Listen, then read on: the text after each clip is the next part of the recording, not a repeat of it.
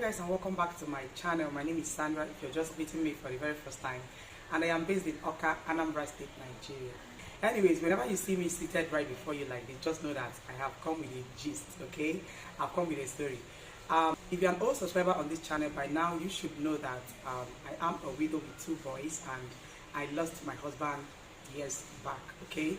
Anyways, I don't have to start saying all of that, but the story I'm about to share has a lot to do with losing my husband and what happened afterwards. From the title, you can already tell that this is going to be an interesting one.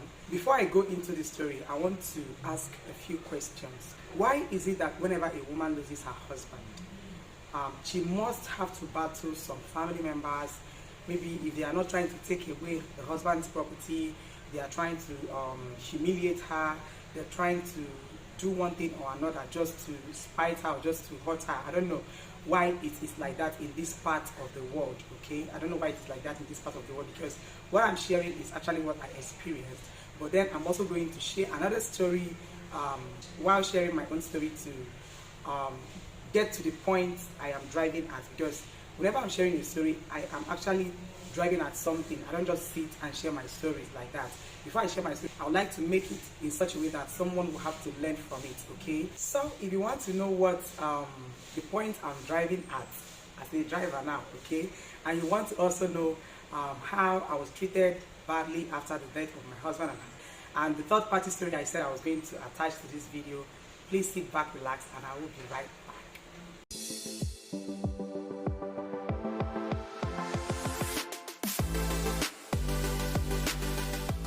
Welcome back. The thing is that when I nearly lost my husband, yes, I battled a lot of things that I may not be sharing right here now, okay? I'll just be bringing them to you guys bit by bit, okay? So the truth of the matter is that, yes, I battled issues of losing my husband properties to people that did not labor for it. That is the truth. Yeah, I actually lost some to debtors. I lost some out of carelessness, and I also lost some to the husbands, to my husband's brothers and sisters, okay? Because at a point, it all looked like the property was a national cake that everybody wants to grab, okay? So, but the major thing that made me to sit before you to share this story is the story of a friend that recently lost her husband. In this part of the world, especially in Igbo land, let me put it like this, you can only see like 25% of widows that their husband's family did not try to, take the husband's property from them or try to intimidate them or trying to humiliate them. Okay, let me start with this lady's story. Yeah, her husband has been sick even before they got married. The man was sick even before they got married. And after about 4 or 5 years, the husband died. And yes, when the husband died, right at the hospital where the husband died, immediately the husband died. I don't want to start sharing what she went through trying to make that man leave, okay? Because I actually witnessed everything. She's been my secondary school girlfriend, okay? Not like I just met her. I knew them even when they started dating, and I know every single thing that happened in that marriage. So I know so well about the story I'm about to share. The husband was sick. They kept going from one hospital to another, and they did all manner of things just to make sure the man lives. Okay, he has cancer of the legs, right? Cancer of the legs, yeah. So they treated the man. Even myself, I used language product to also treat the man at a point. But then what happened was that when the husband's condition became critical, the wife would suggest the hospital where they would take the husband, and the husband's family would say no, that they want to take their son to a different hospital that they want. She would complain to me, and I would tell her, my dear, with what I have experienced, just allow them to take the man to... Good morning. Anything? So sorry for the break in transmission, you guys. They called me to come and repack, so I needed to go. Yeah, like what I was saying. So I told her that from my own experience, what I've experienced, I will advise you to allow the husband's family to take their son to any hospital of their choice, but always make sure that they are giving your husband the right treatment that he deserves, okay? So having told her that, it was during that mama's project that one day she just called me that her husband is late and they lost him. So we all cried together, and I was right there when the man was being buried and everything. But afterwards, I discovered that her shop was no longer opening and all of that, so I had to trace her to where they are living, and I found her. So when I got there, I saw her condition. It was not just the normal person I used to see. Even when her husband was sick, at least I know that the man loved her to that level that he still cares about her even while he was sick. So I needed to find out what was going on.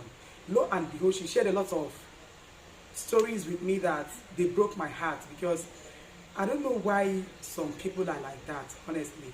You saw a woman that got married to your child, into your family, to your brother, or maybe to your child in such a critical condition, knowing fully well that he has cancer of the legs. Because of the love that she has for him, she got married to the man, and unfortunately the man did not make it out of that sickness, and the only thing you could do was to take away everything that belongs to that lady, everything that belongs to your brother, out of this lady's hands, knowing fully well that she has a child for your brother. My question is this: those people that try to take away widows' properties from them, my question is, what do you want them to raise their children with? What exactly do you want them to use in training their children? Honestly, sharing this video makes me emotional, because I know what I went through. I may not be sharing all of that now, but of course someday I'm going to do all of that, okay? But this lady's story took me back to my days. When you see things, you know how you labor to get with your husband being taken away from you, just like that, okay? They went as far as taking away the husband's car from this lady. They went as far as dragging her shop, properties in her shop with her, with the, saying that it was her husband that opened the shop for her. They went as far as, in fact, let me be honest, the mother-in-law at the hospital, immediately the man gave up the ghost. The first thing she demanded for was the son's ATM card. Honestly, you guys, these are stories that when we are sharing them, it looks fake. They look like fiction. They sound like stories, like what you see in African Magic. But these are true life stories, like true life stories of people, things that happen real life, things that people experience real life. Honestly, it's not fair.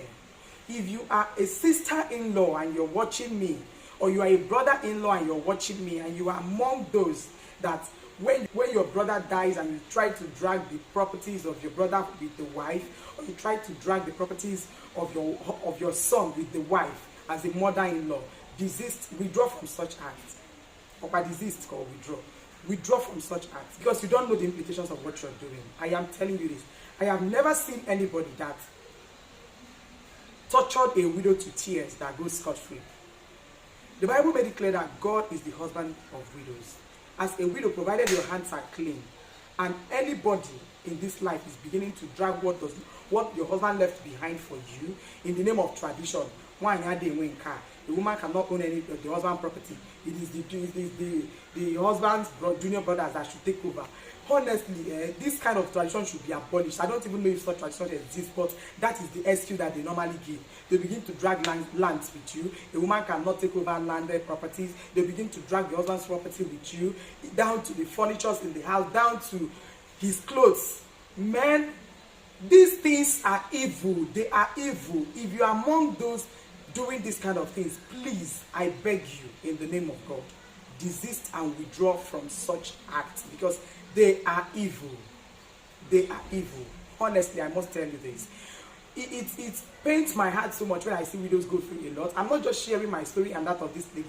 I have come to meet so many widows, so many of them, that when their husbands die, they will begin to drag the husband's property. And I've also seen a case of where a woman dies, the woman is well-to-do, working, earning money, and also supporting the husband. They both got the properties together, the woman's money inclusive. I have never seen where they begin to drag the wife's family come to throw away the man and drag the wife's property. It has never happened. So why would this be the case anytime a woman loses her husband? You guys don't know what it takes to lose your life partner. I don't know how it sounds, but to me it feels like the end of the world. To me, Sandra, it feels like everything has come to an end. I don't know how every other woman sees this, but I have never seen a widow that is happy with when the husband died. Even a woman that is involved in a home with domestic violence, they beat her up every time. Immediately she loses her husband, you will see her life is scattered. She will prefer let the husband be alive and beat her every day and do these things every day, cheat on her and all of that, but then let him live. I've never seen a woman praying for her husband to die. If it happens, I've heard a lot of stories, people that talk about women kill their husbands and all of that. See, I'm not trying to defend women here, and I am not being partial. But what I'm trying to say is, if you are among those trying to drag widows' property, if you're in the process of trying to do that, or you already started, withdraw from it, because God will strike you. I'm being honest. Yeah, in my own case it happened, and I know the outcome. That is what made me to know that, see, God fights for these people called widows. There's a way God fights for them. And when he stands up to fight for them, people around will begin to think that she has gone to bring charm, or she has spiritual powers that, I don't know how to put it, but God said that he himself is the husband to the widows. If God can fight for his children, imagine how much he will fight for his wives. And as a widow, don't use the opportunity because God said he fights for widows. Don't use that as, don't take advantage of that and you begin to misbehave and expect God to fight for you. He will not fight. When you begin to disrespect, attack, abuse, or maybe insult your brother and sister-in-laws, do not expect God. Do not expect God to step into your case, because he will not. He only fights for people that their hands are clean. He is a God of justice. When your hands are clean, he will fight for you. That is one thing I know. So I don't know why this has become a norm or a tradition, or I don't know how to put it. You can only see like 25% of widows that their husband family did not fight for the husband's properties. Why is it that it don't happen to widowers? Husbands lose their wives and they live their lives. In the space of 2, 3, 4, 5 months, they remarry and move on with life. Unless the aged ones, the ones that are aged and all of that, that is the ones you will see that they will say, no, I don't want to get another person, or maybe their children, grown-up children will tell them, no, we don't want another mother and stuff like that, and they will listen. But I've seen young widowers get married in the space of 3, 4, 5 months, higher at most 1 year. They wait at most 1 year. Okay, so I don't see the reason why widows should always be the one to face these things. Your daughter-in-law lost her husband, and the only thing that will come to your mind is to demand for ATM card of your son. What kind of a mother-in-law are you?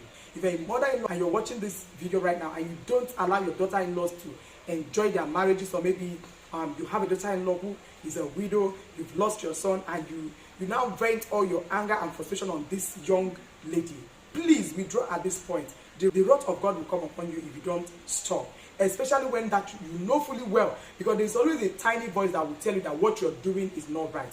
There's always a tiny voice that will tell you that this lady you're punishing like this is innocent.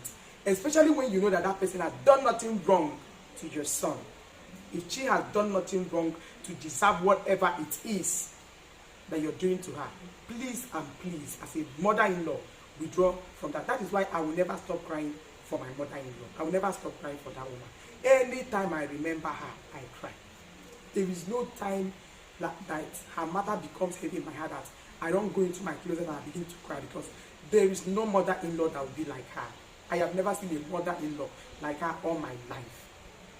And I don't know why God just had to take her barely 4 months after my husband left. Although she was saying that she will not endure the death of my husband. Yes, she said it. She made it very clear. But then, I never knew that she would leave that soon, honestly. So this is what I have said. Let me come here and share. I've had this video on my video list for quite some time. They wanted to share. It does that. Then one thing will lead to the other, and I'll not be moved to do that. But with the stories I'm seeing going on in the world right now, if at this point I'm not sharing this video, then I am not being honest to myself. So thank you so much, you guys, for watching this video. Take my advice.